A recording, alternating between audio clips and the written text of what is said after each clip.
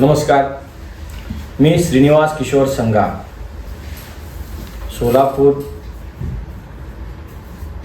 शहरातून भारतीय जनता पार्टीचा कार्यकर्ता म्हणून मी काम करतोय। 249 विधानसभा मतदारसंघातून मी भारतीय जनता पार्टीकडनं शहर मध्य विधानसभा लढवण्यास इच्छुक होतो। तसेच मी अपक्ष उमेदवारीही भरली होती, पण महाराष्ट्राचे उपमुख्यमंत्री सन्माननीय देवेंद्रजी फडणवीस साहेबांनी मला पुण्याला बोलवून त्यांनी मला सांगितलं होतं की आपण अपक्ष उमेदवारी अर्ज मागं घ्यावं व भारतीय जनता पार्टीचं काम करावं। अशा सोलापूरच्या डेव्हलपमेंटसाठी वेगवेगळ्या गोष्टींवर साहेबांचा माझा चर्चा झाला। मुख्य विषय असा होता की सोलापुरात नवीन इंडस्ट्रीज आणण्यासाठी व तसेच स्थलांतर रोखण्यासाठी, छोटे छोटे स्टार्टअप स्टार्ट करण्यासाठी अशा वेगवेगळ्या मुद्द्यांवर सोलापूरच्या डेव्हलपमेंटसाठी साहेबांनी मला वचन दिले की श्रीनिवासजी, आपण तेलुगू भाषिकांच्या व सोलापूरच्या डेव्हलपमेंटसाठी भारतीय जनता पार्टी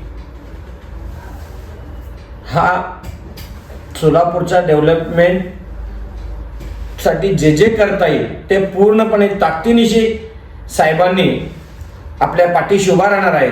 तसंच त्यावेळेस साहेबांना मी देखील वचन दिलं की साहेब, पूर्ण तेलुगू भाषिक भारतीय जनता पार्टीच्या सोबत राहून काम करतील व मीही भारतीय जनता पार्टीचा निष्ठावंत कार्यकर्ता आहे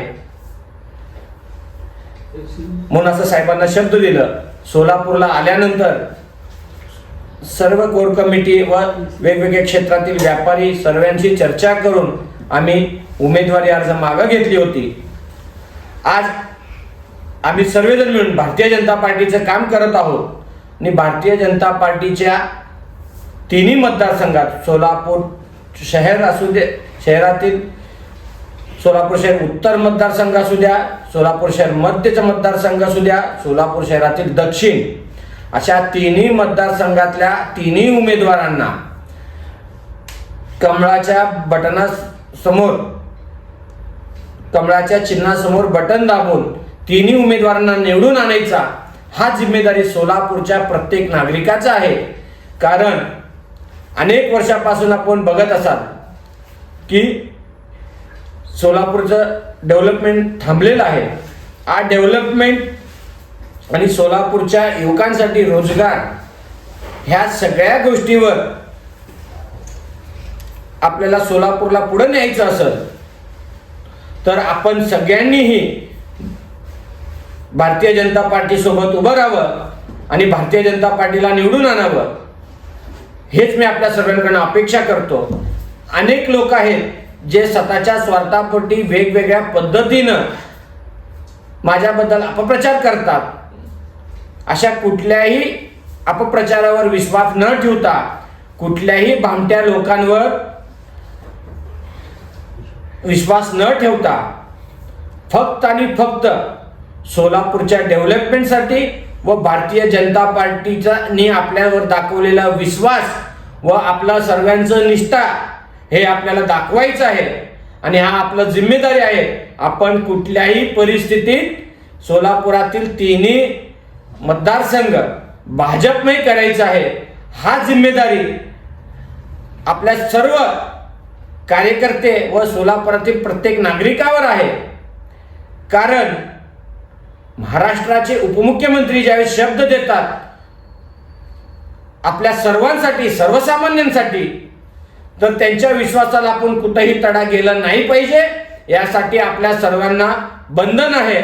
आणि माझंही आपल्या सर्वांसमोर कळकळाची व आग्रहाची विनंती आहे, कोणी मला बोलवलं नाही, कोण मला विश्वासात घेत नाही, अशा कुठल्याच गोष्टीवर लक्ष न देता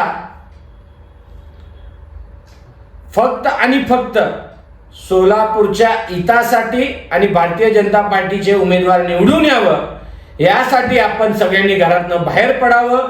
आपले पाहुणे असतील, आपले रावळे असतील, आपली बहीण, भाऊजी, मित्र, आपण ज्या क्षेत्रात काम करतो अशा वेगवेगळ्या क्षेत्रातील वेगवेगळ्या मित्रांना आपण 2 तास वेळ काढून आपल्या मोबाईलद्वारे त्यांच्या सगळ्यांशी संपर्क साधून 20 तारखेला 100% मतदान झालं पाहिजे, ह्याच्यासाठी आपण सगळ्यांनी प्रयत्न करावं. म्हणून मी आपल्या सर्वांसमोर माध्यमांच्या मार्फत मेसेज व जाहीर आवाहन करतोय की हा आपली जिम्मेदारी आहे. 3 दिवस काम बंद ठेवून आपल्या सोलापूरच्या भवितव्यासाठी आपल्याला भारतीय जनता पार्टीचे 3ही उमेदवारांना पुन्हा एकदा विधानसभेत पाठवायचं आहे. आणि जोपर्यंत त्या 3ही उमेदवारांना आपण विधानसभेत आमदार म्हणून पाठवत नाही तोपर्यंत आपण शांत बसायचं नाही. आपले पाहुणे रावळे मित्र यांना निरंतर संपर्क साधायचा आणि जिथं जिथं आपल्याला छोटे मोठे बैठक घेता येतील ते सगळे बैठक घ्यावं. 5 लोक असतील, 10 लोक असतील, आपण सगळ्यांनी उमेदवार आहोत या भावनेनंच आपल्याला काम करायचंय. ह्या भावनेनंच आपल्याला पुढे जायचंय. अशीच मी आपल्या सर्वांकडून अपेक्षा करतो. धन्यवाद.